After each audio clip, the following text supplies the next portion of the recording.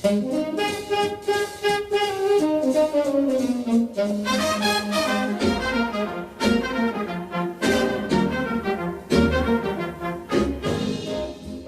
Harlem Renaissance is a term used to describe the unique flowering of African American minds and spirits spanning the 1920s and 1930s.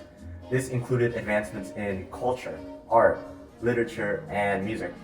Mainly, it was centered around the Harlem district of New York City, and indirectly, this was a declaration of African American independence. The style of music, art, culture, and talent adopted during the Harlem Renaissance is largely due to the Great Migration that occurred between 1914 and 1918. Many African Americans fled from the countryside of the southern states due to the racial violence and segregation that was prevalent. These people also sought economic and educational opportunities that were widely available only in the North. The general reason why there was an explosion of creativity in Harlem was due to the fact that Harlemites were free to express themselves however they wanted. This created a cultural identity for Harlem. The music synonymous with the Harlem Renaissance has roots all the way to New Orleans, Louisiana. The intellectual atmosphere of Harlem during this era heavily influenced many writers and artists who illustrated original and high-quality works dealing with African American life. The Harlem Renaissance shaped a legacy for African Americans intent on redefining the significance of what it meant to be African American. As a result, new advancements in media and literature occurred. African American actors and authors were now getting more national publicity than ever before in history.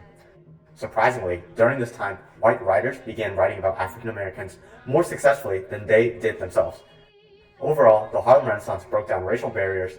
White America now realized African Americans had something to offer to American culture, whether it be in media, literature, or music.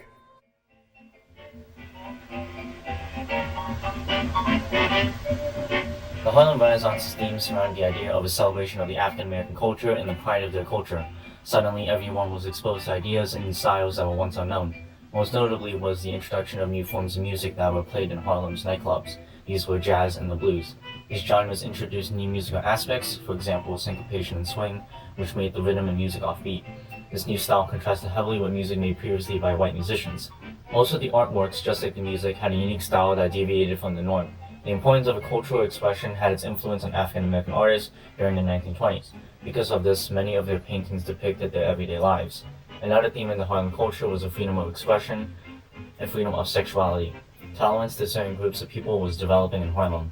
Furthermore, Harlem culture includes the theme of learning about what African culture actually was. In the 19th century, what was known about African Americans were displayed in minstrel shows, which displayed white actors with blackface. The characters were portrayed in a terrible, racist, and stereotypical way. However, the mix of white and African American cultures during the Harlem Renaissance showed the misleading nature of the minstrel shows. Most notably, the writings of the Renaissance showed the unique and truthful parts of African American culture. White writers found interest in what was a culture not affected by conventionality. Music, art, and dances all had African American influences that enthralled the public. Nightclubs were filled with the new sounds of jazz and the blues. The idea was that things were different. That was the overall significance of the Harlem Renaissance, the overall theme. A surge of a celebration and pride of culture, of freedom, and of fighting against the misconceptions of a unique and fascinating culture. People's social class also played a major role in the Harlem Renaissance, as most of the population of Harlem had immigrated from the south to the north looking for better job opportunities.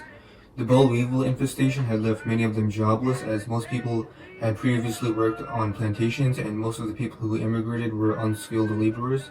World War I spiked the demand in employment in the north, and many families who arrived started working jobs, including children and also women, who 80% of them performed domestic duties. These new job opportunities introduced African Americans to a much more diverse work field that was previously unavailable to them, and a more livable wage allowed a third of them to partake in home ownership. Those who worked in cultural endeavors such as the music and arts earned substantially more money, such as people like Langston Hughes. As time progressed, more people were educated, and African Americans eventually started to work more white-collar jobs such as in insurance and banking, and in turn this led to the development of the African American middle class. Education was also important, as most children had not previously had access to proper teaching resources, And as a result of education now being readily available in Harlem, schools quickly became overcrowded. Books from people such as Booker T. Washington engaged people as to what should be taught at schools.